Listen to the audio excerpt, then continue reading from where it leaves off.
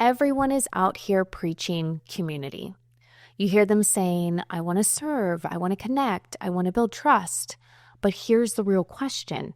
Do you actually care about the people in your world, or are you just caring about what they do for your business?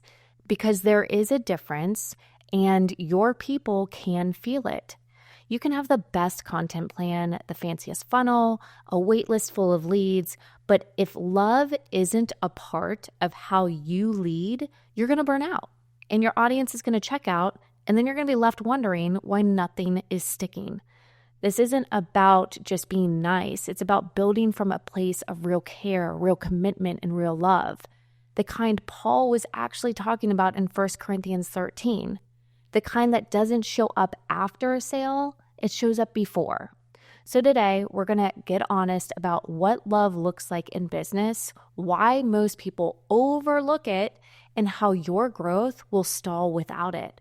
Let's go ahead and dive right in. Welcome to Called and Convicted, the podcast for faith-led female founders building businesses with clarity and conviction. I'm your host, Whitney K., business strategist, coach, and agency owner. And around here, we don't just do trends or surface level insights, strategies, and conversations. No, we dive deep into truth, strategy, and systems that actually work. If you are done second guessing your next move, tired of trying to fit your mission into someone else's model, and ready to grow a business that reflects your values without costing your peace, you are in the right place. Each week, I am pulling back the curtain on what actually works, from smart strategy and simple systems to the mindset shifts that keep you grounded as you grow in business and life. Be sure to follow the show, though, so you never miss an episode. And if something from today hits home, share it to your stories and tag me at HeyWhitneyK on Instagram or at Called and Convicted on TikTok. I cannot wait to hear what stuck with you. Now let's go ahead and dive right in.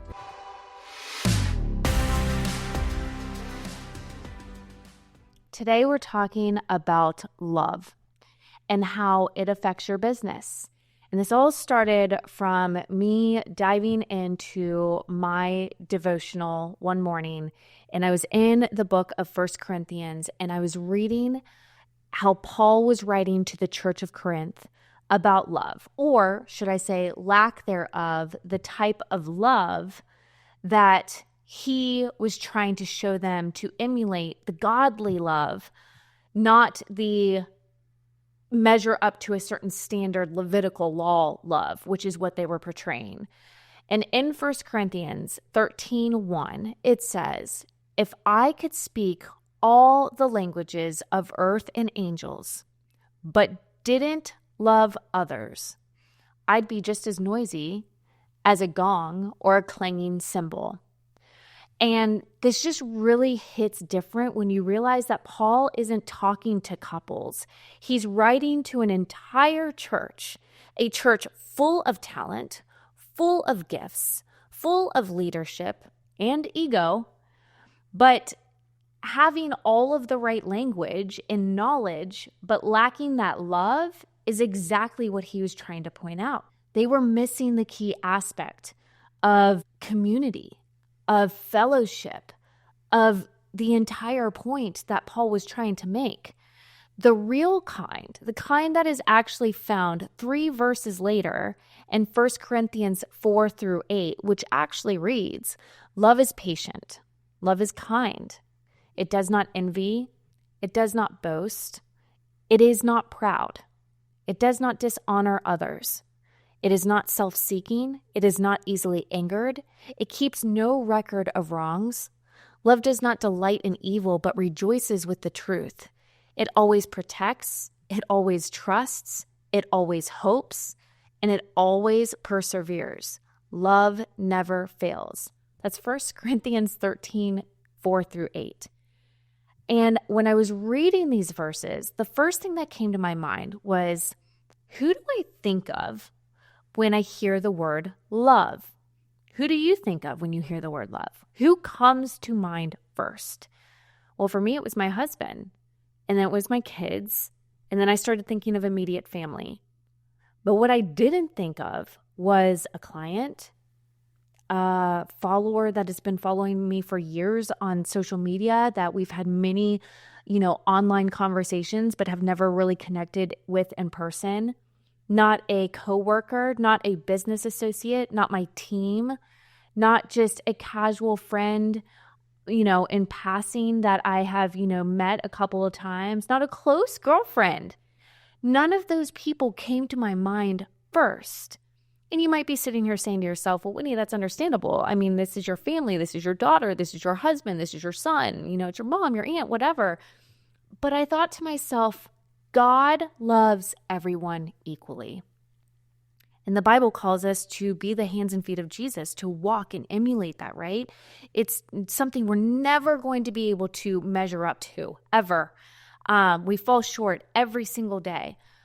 But the thought of that is almost incomprehensible. Like, I can't wrap my head around the fact that God loves all of us equally.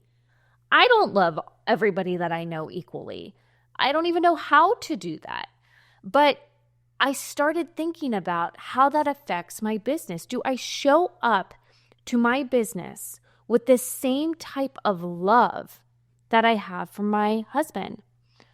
Do I show up to my business and my community with the same type of love and dedication and care and concern and just empathy and understanding and sacrificial love that I would have for my own children? And I don't. Now, we could all be looking at this and saying, well, there's an extreme to that, and then there isn't. And yeah, you're right. But at the same time, is the lack of love affecting our business? And I would have to say it absolutely is. How do I know? Because I can speak from experience. This type of love that we're missing is happening in most businesses today. And let's look at it this way. You can have the perfect funnel. You can have the most perfect content strategy. You've got the program, the dream client, the polished message. But if people feel like just a number in your business, rather than connecting with you on a soulful level, they're not going to stick around. In fact, they're not even going to tell you that they're leaving. They're just going to walk away quietly. And that hurts. I've experienced it. So let's talk about where love isn't showing up, not in theory, but in how we actually run our businesses, because it's easy to say we care. It's easy to slap community on a launch strategy, but real love shows up in the in-between. It's how you lead when nobody's watching. It's how you treat people when they're not buying from you. And if we're being honest, there's a lot of places in business where love is just missing and it's costing us. And it cost me, and this is where I'm going to share my personal experience, because I have launched so many products. I have launched so many courses in the past, and I've had many that have flopped. And it's because I was more focused on the outcome than I was about who I was serving and how I was serving them. I was more focused on the messaging and the details and the aesthetic and the look and the technology and the delivery than I was focused on the actual material that was going to make a true transition with the people that I was working with. I was more focused on what I was getting rather than what the person I would be working with was receiving, experiencing, and getting, and ultimately just the totality of the experience in general and the outcome for them. And you might be sitting here and thinking, well, Whitney, you're a coach. You do a different type of business than me. No, let me tell you, I have been in brick and mortar. I still currently have a product-based business too. I have a service-based business. I've worked in the service industry. I've worked as a marketing coordinator in corporate America. I have done a lot of different things.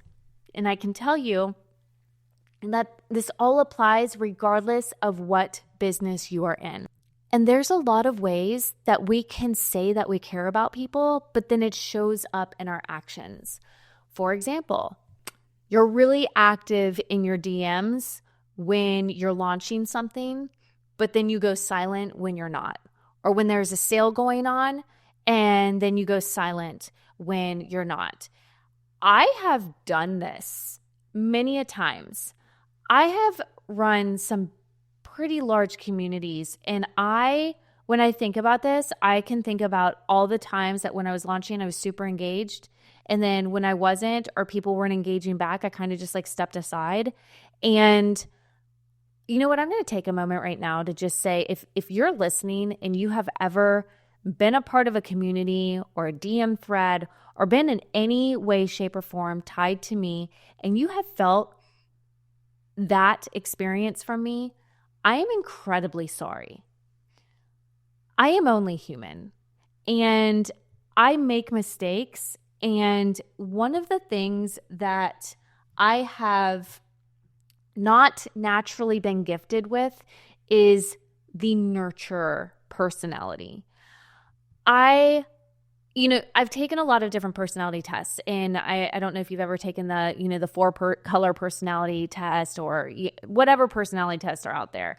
I've taken a few. One of them I can think of as like yellow. Yellow are caregivers and, nurses and nurturers and loving. And then you've got some personality tests that will literally label you as a nurturer. And I'm just not that. I am not a naturally, I don't want to say I'm not caring, because I do care. I have empathy. I love people and I love serving people, but I'm just not the one that's going to sit down and have that heart-to-heart conversation with you and really just see how you're feeling and what kind of softness you need. I am the tough love person. I am the person that's going to tell you to get up, dust your knees off, get your booty going. I need to know the facts. I need to know what A, B, C, and D is. I need to know how to get from point A to point B to point C to point D. I don't care how we get there. We just need to get there. And then once we get there, I'm going to celebrate you whatever. We're going to have a big old party, but then it's back to work. I've just always been like that. And I just don't naturally have that nurture, caring, loving thing. But it's affected my business. It has affected how I care for communities. And I have fallen really short in this area. And so when I thought about love and I was going through this devotion, this really hit me, y'all. This really hit me in how we can better serve our communities with a heart of love in such a different way. And I'm just so passionate about this. Okay. But another example of how we kind of show up to our businesses without love is you post value, but then you never reply to comments unless it benefits you. We should be replying to every single comment. I have even seen people delete comments of people that question when you post, or maybe they're combative, or maybe they argue your opinion or your stance or your belief on something, or they just don't like your content. Newsflash, if you're posting something online publicly, you're going to get people with varying opinions. And that means opinions that might not align with you. So if somebody comments on our content that doesn't benefit us in any way, who cares? We need to show love and respect to people because honestly, everybody has the right to their opinion. Certain ones, we're not going to go down that road. Whitney, wrap it up. We're not going to go down that road.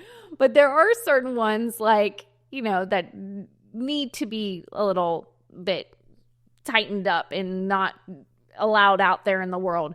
But we all have the right to our opinions, right? And we all have the right to our own experiences and to share that. And if that is different than what your view is or whatever it might be, that has to be allowed and you have to show love. I remember just recently, there was a woman, she always comments on my Facebook posts, and we do not see eye to eye on a lot of different topics.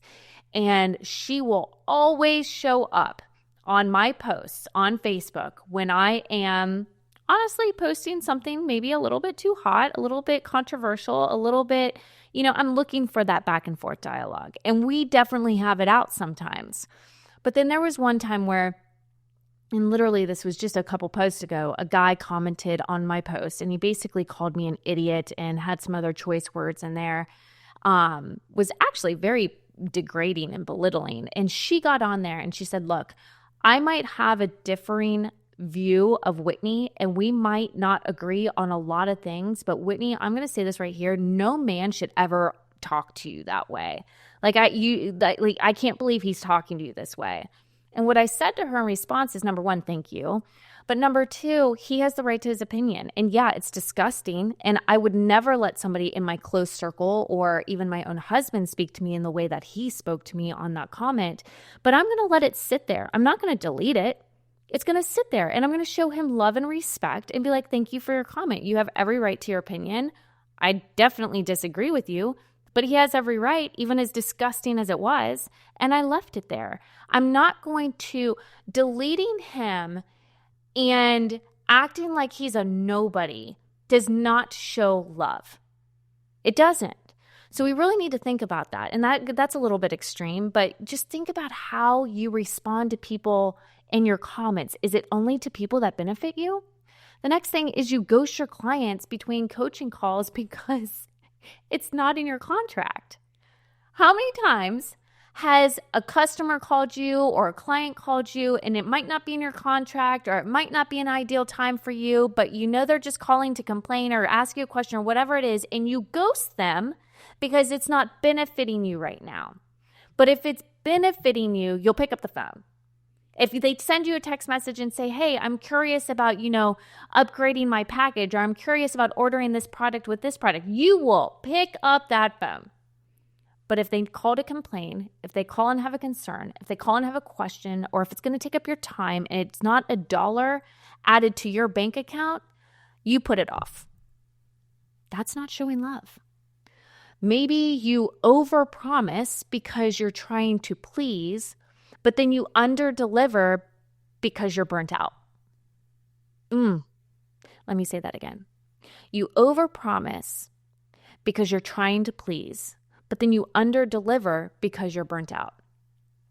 Stop and sit and think about what amount of you and your time you are willing to give rather than typing it up on your phone, on your computer, putting it out there in the world, and then getting really frustrated when you get a good response because you can't even handle the amount of workload that you've previously committed yourself to by thinking about what you wanted to offer rather than truly thinking about the time you're willing to give.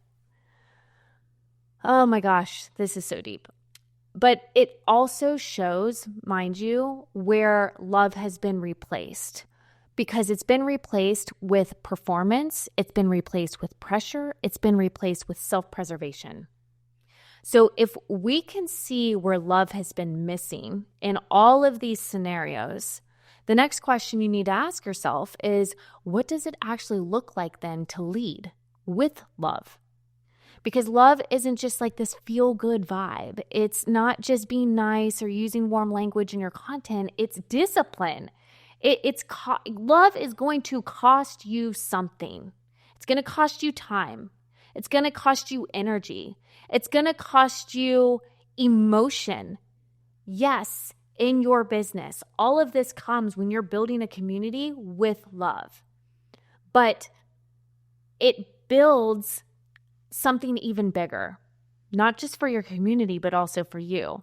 So let me walk you through how this kind of love can show up in your business, because it's not just in what you say, it's how you lead, how you sell, and how you serve. So, what does this actually look like in action? I want you to think about launching a product or a service, okay? You check in on the woman who didn't buy just to remind her that she's still seen. Maybe you are in the direct selling industry. Maybe you have a sale going on this weekend. Now we'll start there. Maybe you have a sale going on this weekend and you have a bunch of people that are interested in ordering. And then some people say, you know what? I couldn't place the order this weekend. I'm sorry. A lot of times we ghost those people. What about the person that you've been talking to for 6, 8, 10, 12 months? And they have been saying, I'm going to sign up. I am going to order. I promise I'm going to pull the trigger. But every single time you keep reaching out, when you've got a deal, you've got an offer, you've got a sale, whatever it is, and they say no. Well, then the next day she messages you and she's like, hey girl, how you doing? Or I just like your content. Are you just like, ugh. I don't even want to respond to her because she's just been dragging me along for all too long. We've got to really check that. We've got to really check how we're responding to people.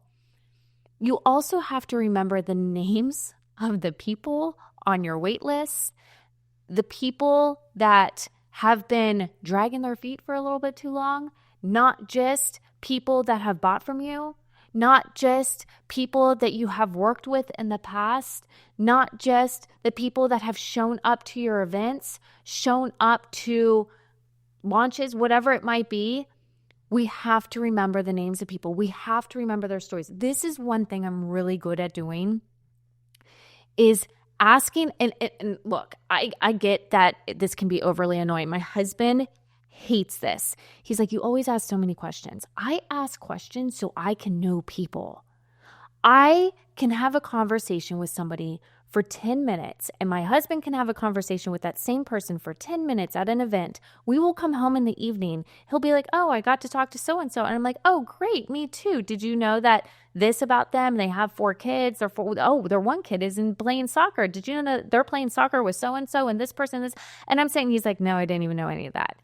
I didn't even ask. He'll come home and he'll tell me about a meeting he had. I'll be like, oh, cool. And he's talking about the conversation and he's like, oh yeah, he said this. And I'm like, oh, did you ask him why? He's like, oh no, I didn't do that. I'm like, I always ask questions. I'm always asking questions. It gives me more context, insight, and understanding to a person, and that creates relationship. When it comes to your content, how can you show love in content? You speak directly to the pain point. Not everything has to be trendy, okay? Your pain points might not be a trend. Your pain points of your customers, your consumers, and your audience might not be a trend. It might not have you go viral. So you're not talking about it because it's not potentially viral. That's not right. We've got to show up with the stuff that relates to our business and stop worrying about the outcome and the reach of our content online. You also have to teach what you know they need, not just what's going to perform well. Hear me when I say that. Teach what you know they need, not just what you know is going to perform well. There's so many social media gurus out there that are like, if you have this one piece of content go well, you got to do it and do it and do it again. But the thing is are you regurgitating the same thing over and over again for your benefit, for your following increase, for your views and your reach and your click-through rate? Great, but if people are not being served by what it is that you have to share, then why are you even opening your mouth? Like, nobody wants to see, maybe they want to see the same content over and over again, but who is it benefiting? Is it benefiting you or is it benefiting them? Could you go deeper? Could you reach further? When I say reach further, I don't mean by vanity metrics. I mean, could you reach further into connection with your consumer, with your audience? Now let's talk about offers. You build programs that give people margin, but you don't want to overwhelm them. A lot of times we build programs to think if I offer more and I include all of this stuff, I can charge more. But is it best serving of your client? What if you slow things down, you don't throw a freaking fire hose at their face, and you actually send them through a process, give them something that's going to truly serve them because they are able to consume it at a pace that allows them space to grow rather than being so overwhelmed that they are afraid to even start. Yeah, it happens. I've done this. I've thought if I include more, I can charge more. But that's not necessarily the case. Charging more doesn't necessarily equal transformation of the client. It just means more money in my pocket. Oh, I could just keep talking about this. You don't sell also based on hype, but based on how deeply you want to help. That is where the true amount and value of what it is that you offer happens. That's just where it is. It's not necessarily, again, in how much you offer, it's how much you care to serve. If you have such a heart for transforming the souls of people that you work with, the value of you and what you offer it's immeasurable. It's immeasurable. Love your team too. The people you work with. Don't expect people that you work with to completely read your mind, because trust me, they can't and they won't. You have to give feedback that's going to sharpen and not shame somebody. Same thing goes with your clients. Sharpen skill set, not shame them. You have to respect time, family, and faith just as much as your own. And when it comes to your community, lead with conversations, not just comments. Go deeper in relation with people. Create a space for others to shine and not just a platform for yourself to be put on a pedestal. Follow up, follow through, and follow literally the Jesus model, which is to lead with a servant-first heart and a spotlight focus on yourself very last. So here's what I want you to take from this. Love is not soft. It's not sentimental, and it's definitely not optional. If you are serious about building a business that lasts, a business that honors your faith, your people, and your purpose, then love has to lead. Not just in your marketing, not just in your mission statement, but how you actually run your business day to day. Because the truth is, strategy will attract people, but love is what's going to keep them. Systems are going to obviously be there to scale your offers, but love is what builds trust that lasts longer than any sale. So before you try to grow your community, please check your capacity to love people that are already in it. We are so hungry for more that we forget about who's already currently there. Because when you do that, that is when real growth begins.